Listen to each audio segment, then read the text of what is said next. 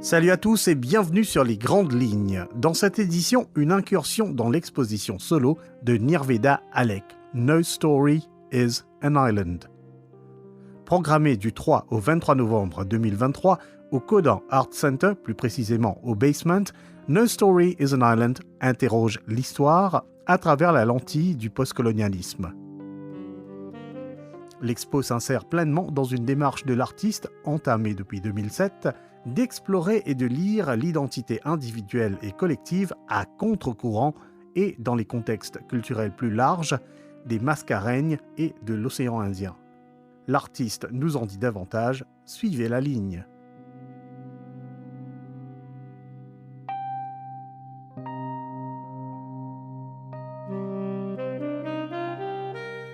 Ok, Nirveda Alek, première chose, moi j'ai envie cause du titre même de cette exposition. Il appelle No Stories an Island, mais en même temps la traduction, par exemple dans une autre langue, en français, No Story est une traduction très particulière aussi, vous pensez, ou traduit par réalité. Alors est-ce que tu as cause justement de ce titre qui est assez cryptique? L'îlot des affaires.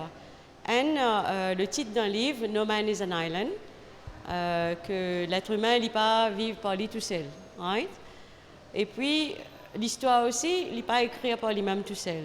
Il vient avec différents récits, différentes façons de voir la réalité et les choses à différentes époques pour créer une sorte de vérité.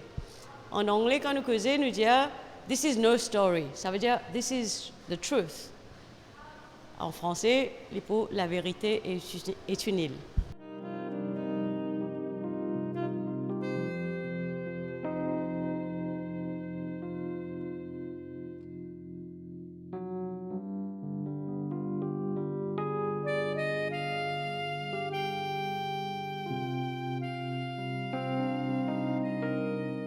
Dans l'expo, on fait état justement de différents jalons, de différents repères dans le parcours artistique.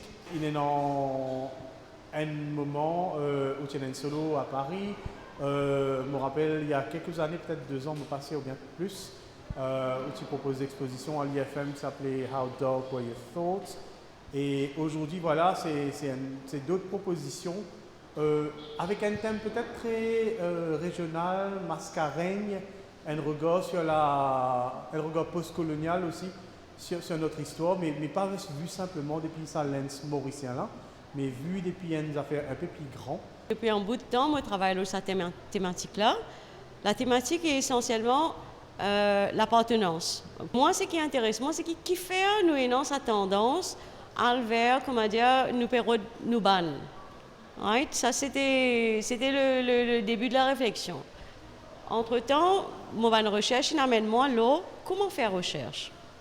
Comment faire recherche sur l'histoire, je trouve des images, les artistes qui, disons, des années 1800, quand ils viennent Maurice, l'époque des Français à Maurice, qui viennent faire études ethnographiques, mais cartographiques aussi. Alors, à l'époque, en 1800, il y a un groupe de monde qui était supposé aller en Australie, qui tombe malade en bateau, qui descend de Maurice. Et là, tu es un dessinateur, on appelle un naturaliste. Et une partie, je tourne descend de Maurice, mais une partie dans la Réunion. Je tourne fait le même travail. Ça veut dire dessine le pays, sur la jungle, sur les gens qui tiennent là à ce moment-là. Et moi, quand je trouvais qui me peut faire, moi peux étudier l'image qui est l'autre artiste créé. Et je peux réaliser, moi, qui peut apprendre mon histoire, ou nous l'histoire du pays, à travers ce qui est un Français de l'époque qui tient deux passages à Maurice peut raconter. C'est-à-dire les temporaires. Ces histoires, façon de voir le monde, les temporaires, parce qu'il est là pour un petit bout de temps.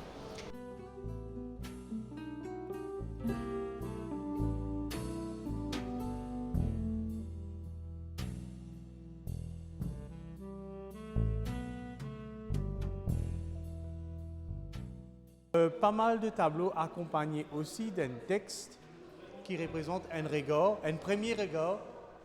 Voilà, alors, cause-moi de ce texte-là et qui fait pourtant aussi propose un regard alternatif là dans l'exposition. Je n'ai pas envie que mon travail ait un regard accusateur d'une façon envers anybody. Right?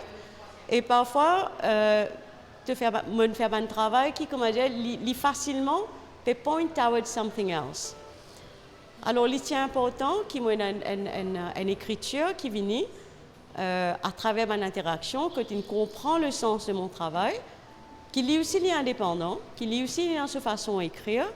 Et là, je invite un camarade à dire, remettre un démo, là, ce qui m'a pu représenter. Parce que parfois, dans le visuel, ce qui nous pensons, nous peut montrer, is not the reality of it. Parfois, nous disons un mot. Et c'est ce qui me fait dire toi là que l'image est toujours prête à être mal interprétée. Alors, ça va mot-là, il vient renforcer un petit peu ce qu'il m'a permis de dire.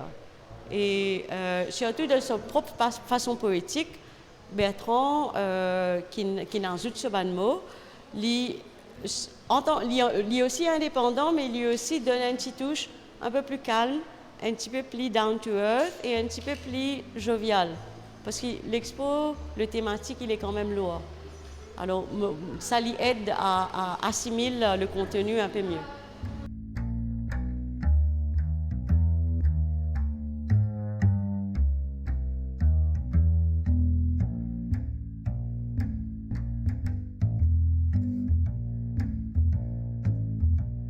Sa nécessité qu'il a aujourd'hui est énorme pour créer des images, surtout les causes de décolonisation, postcolonialité, etc.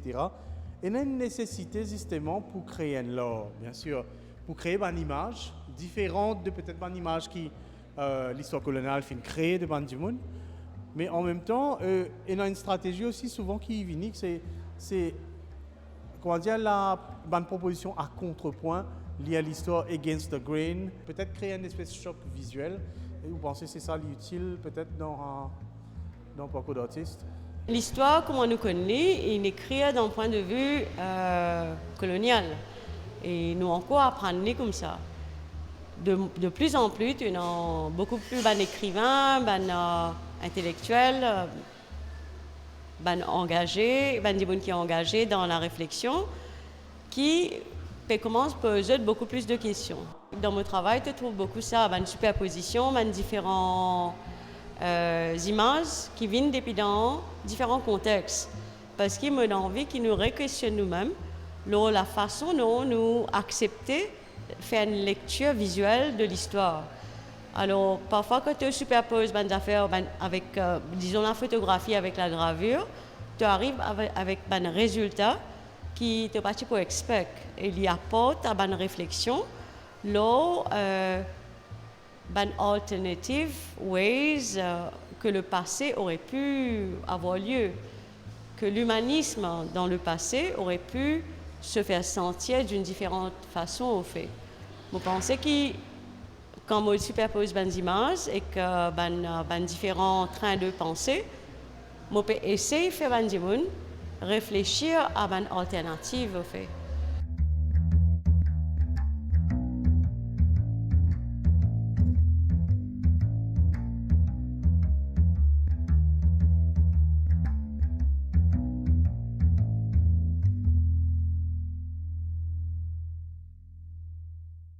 Dans mon travail, tu peux trouver vraiment un clash de différentes images.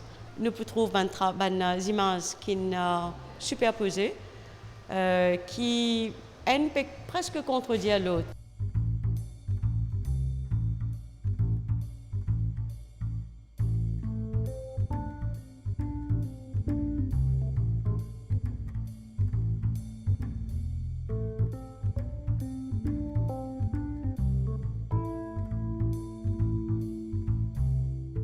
Dans l'ensemble, on ne peut pas tout avoir un seul coup. Hein. Tout n'est pas écrit dans un livre.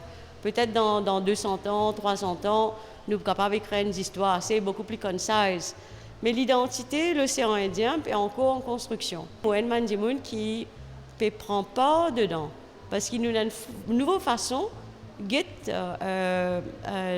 le contexte postcolonial ou les réflexions postcoloniales. Ce n'est pas juste dans l'art visuel, mais aussi dans l'écriture. Il arrive une l'air dans la philosophie, dans la façon de penser, que l'essentiel, nous avons une identité insulaire, régionale, que nous sentons un petit peu plus fort, parce que there is power in numbers.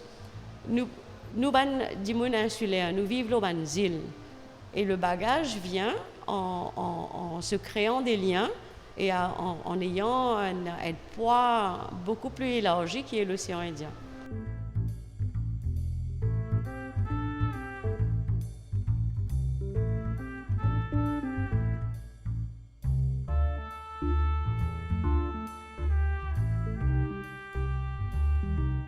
Alors, l'importance du corps aujourd'hui dans la peinture, surtout peut-être par rapport à ce qui tient avant dans toute une image coloniale, etc., par rapport au corps, ou peut-être une représentation de un type d'humain venu, etc. Enfin, il est énorme.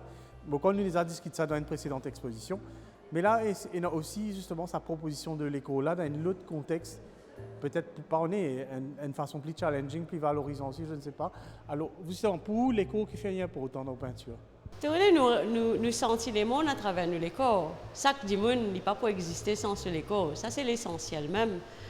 Un écho qui est un artiste imaginé qu'un écho réel.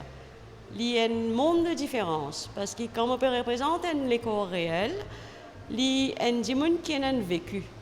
Je ne peux pas créer une émotion, moi. Je peux essayer de créer un vécu et renforcer le vécu de sa personne-là.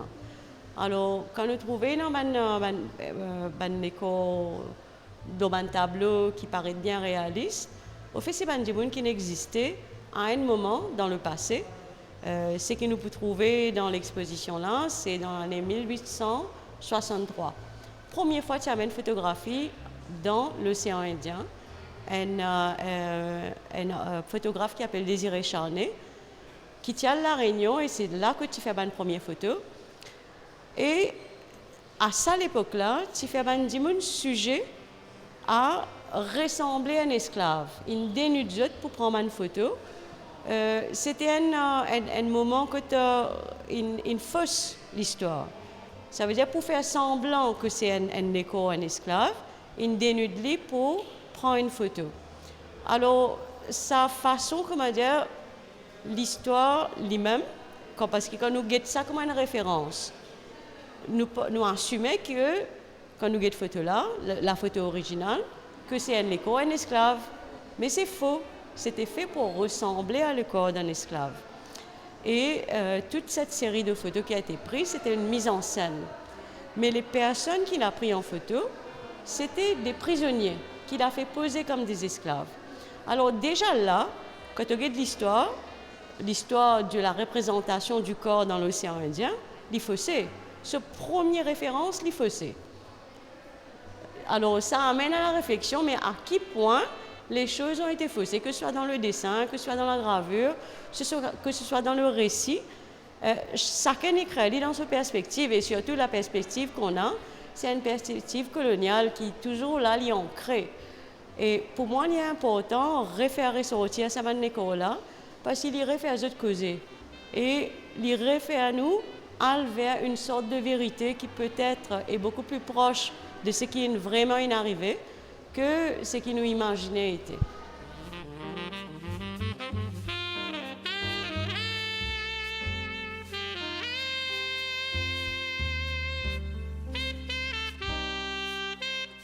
Alors, si je ne vais pas trop tarder, je vais inviter Nerida à nous rejoindre.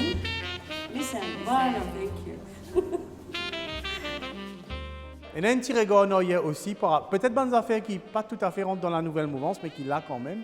Et dans cette chaise qui est présente là, qui a été présente dans de nombreuses œuvres auparavant, et dans 3 photos, un triptyque Moko qui, que mon personnage peut porter un masque un peu minimaliste, mais qui résonne peut-être avec peut-être une figure d'un animal qui est présente dans les autres œuvres.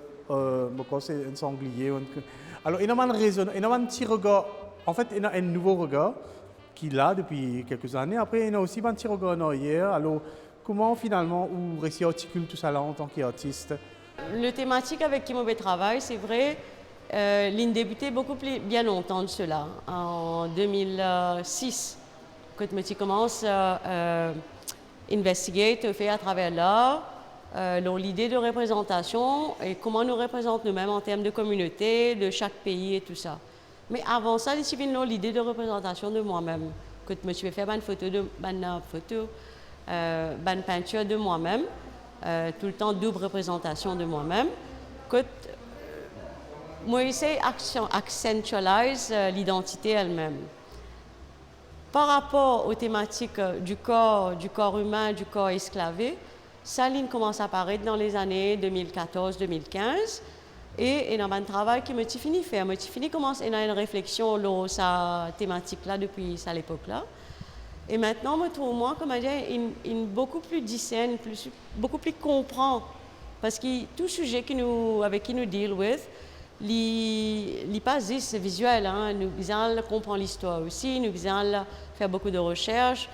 Là, on fait recherche dans l'archive Maurice, l'archive iconothèque historique de l'océan Indien. Et il n'est pas venu du jour au lendemain, la création. Il prend le temps, il prend réflexion, il prend maturité. Mais, comment dire, c'est vrai, on arrive à un moment où peut-être cette exposition-là, il close a chapter in my life. Dans mon ban recherche aussi. Je ne peux pas passer la vie en entier à faire la même chose. Je get very bored very easily. Alors, mon pensée là, c'est pourquoi je regroupe certains anciens travaux qui pour moi sont forts, qui marquent un moment clé dans mon creative journey. Je me ramène dans cette expo-là.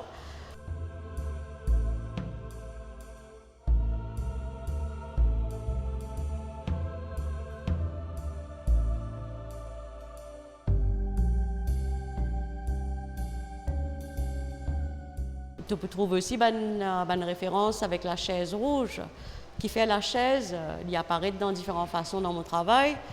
La chaise, pour moi, surtout ces formica rouges là, dans toute famille dans Maurice, regardless of class and social status et tout ça, tout le monde est assise loin.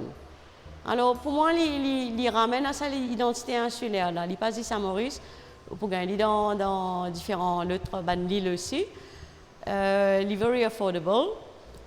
Tout le temps, nous pensons à nous l'enfance, parce que nous sommes assis dans l'école aussi, là. Nous apprenons l'histoire de cette 16 là. Alors pour moi, il est important de réinclure, parce que, comme on expliquait, il fait une partie de nous l'histoire, mais la chaise aussi, il apporte une réflexion, parce que c'est un moment quand on est en 16, ou plutôt quand on a des 16, des gens qui causer. Il invite au dialogue, il invite à la réflexion. On a trouvé dans mon travail, il y a des 16 qui invitent des gens à venir inciser pour causer, pour qu'ils transcendent le poids de cette histoire avec qui nous vivons là. Cette expo propose de nombreuses clés pour aborder l'iconographie qui nous provient de notre passé collectif sur des questions aussi importantes que la représentation des corps et la période sombre de l'esclavage. Au total, 14 œuvres, dont 2 installations, résument ces recherches picturales. No Story is an Island est visible au Basement au Kodan Art Center jusqu'au 23 novembre 2023 de 9h à 21h et l'entrée est gratuite.